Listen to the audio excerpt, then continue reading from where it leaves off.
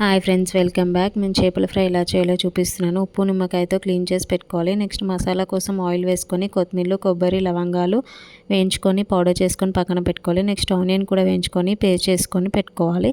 Clean చేసిన చేప ముక్కల్లో ఇలా 2 స్పూన్స్ కారము, 1 స్పూన్ ఉప్పు, 2 స్పూన్స్ ఆనియన్ పేస్ట్, ఇంకా పౌడర్ చేసి పెట్టుకున్న మసాలా వేసుకొని పసుపు, నిమ్మరసము, ఆయిల్ కలుపుకొని పక్కన పెట్టుకోవాలి.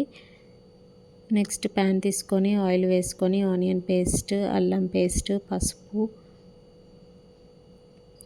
మ్యారినేట్ చేసి పెట్టుకున్న ఫిష్ ముక్కలు వేసుకోవాలి.